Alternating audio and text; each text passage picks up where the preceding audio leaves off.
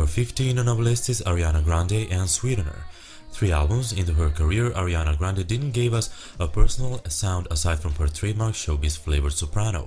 She found herself and graduated to the new level of pop superstardom. With Sweetener, the first album since 2017 Bombing and her Manchester concert, and at the time her most honest, cohesive and commercially successful work yet. As joyful as the title implies, Sweetener is a radiant, pure snapshot of what stumbling upon happiness sounds like. Number 14 on our list is Pure Heroine and Lord. Yes, Royals is still a killer debut single, one that deserved to top the Hot 100 chart and turn Lord into a household name. Pure Heroine married the dark, spacious dream pop.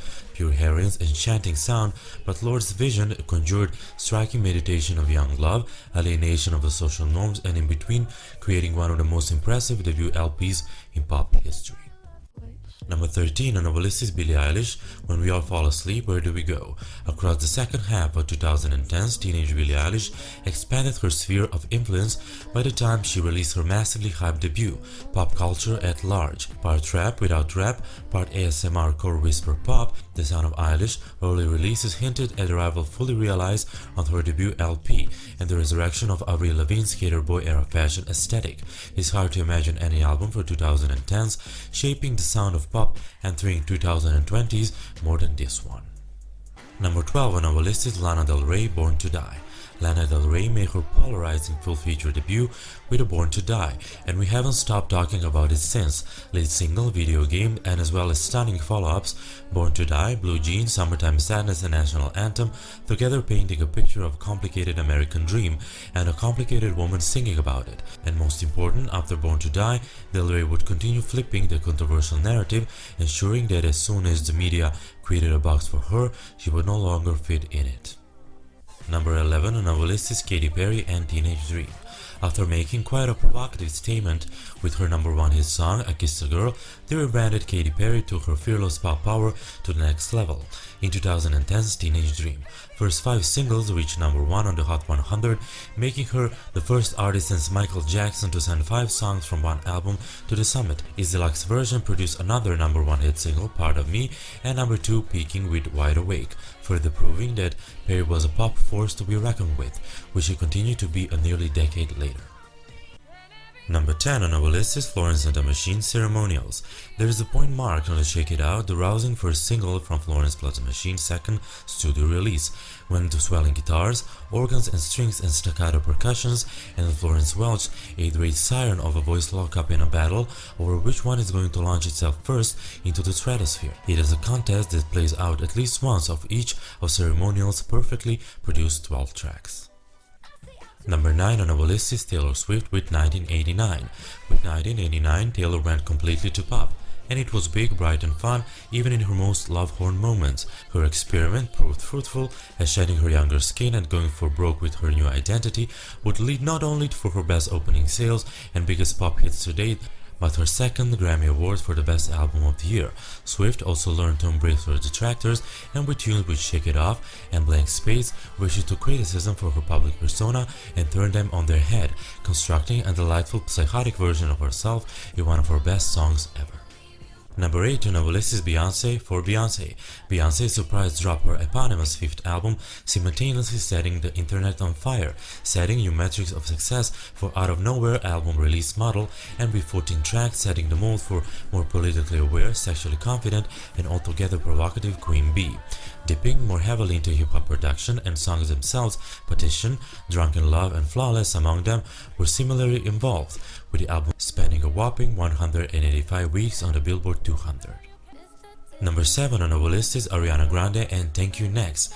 It is impossible to consider the career-caping triumph of Ariana Grande's blockbuster set Thank You Next without leading the fact that it came just 6 months after previous career-caping triumph with Sweetener. That album was the type of achievement most pop stars in history have to spend next 2 years milking for all it's worth. Deluxe editions, world tours, and endless parades of videos and remixes, but Grande understood that the top 40 landscape of 2018 was no time or place for her to be resting on her laurels. Number 6 on our list is Sia with 1000 Forms of Fear. 1000 Forms of Fear seem pitched like a comeback channeling the darkness Sia has found in fame, addiction, and personal loss in the recent years into batch of power anthems that find both her wallowing into overcoming a variety of setbacks. Lead single Chandelier epitomized the album's gray area, opening with a line, "Party girls don't get hurt," sung over finger snap beat. The song builds into a hook that poses triumphant melody with an ominous lyrics capturing the wild abandon of an alcoholic about to hit a rock bottom. Number 5 on our list is Lady Gaga with Born This Way. Mother Monster dug her pointy claws deep into her inspiration and pulled out the weirdest and most nostalgic and erotic elements from basically every genre she could muster with her third album Born This Way. The singer created an inclusive anthem on the title track, then downright nasty on the government hooker transformed her into glam metal goddess on Electric Chapel. Born This Way was a brilliant display of pop excess that only Gaga could get away with, let alone sell over a million copies within the first week. Rihanna and Anti. Ask any devoted fan about Anti from the Navy and they'll likely release a hefty scythe, and they recall the most masterful record of Rihanna to date. After being branded as a singles artist for the majority of her career, Rihanna took Anti's title at a face value. At its surface, the album chronicles a relationship endless twists and turns, but also mirrors her musical journey. After building herself to become the pop star, a post-Def Jam Rihanna deserved to shatter all expectation that crown comes with it and strip herself down to the rawest form. Number 3 on our list is Taylor Swift and Red. By the time Taylor got her fourth album, the big question was, would she go full pop or stay country? Instead of choosing one or another, she said yes to both on Red, collaborating with Max Martin to create giant electronic pop sound on the songs like I Knew You Were Trouble, while still including country elements on a bombastic title and a steel guitar on the Begin Again. No matter which way she was leaning sonically, all of the songs captured Taylor during her growth that saw her go from regretting bad decisions to owning and learning from them. Number 2 on our list is Adele with 21. Adele begins a roaring album opener, Rolling in the Deep, and she continues to fuel the flame with a ballad after tear-soaked ballad, from vocal powerhouse Set Fire to the Rain to the bare goosebump-inducing Someone Like You. By the way, all 3 songs reached number 1 and signaled the return of the ballads to the charts. Adele's endless cascade of emotions on 21 isn't really marked by sorrow but with hope. The closing, Someone Like You, may be one of the most insightful and powerful love songs ever. Here's a broken-hearted soul still cherishing memories and walking through the pain. Adele's voice breaks in the end, and it is one of the best moments on the album, No Guts and No Glory. And number 1 on our list is Beyonce with Lemonade. Following the unrest of the civil rights movements a half-century ago, James Brown and Nina Simone delivered a powerful declaration about pride. In 1968, Say It Loud, I'm Black and I'm Proud, and 1970, To Be Young, Gifted and Black, respectively.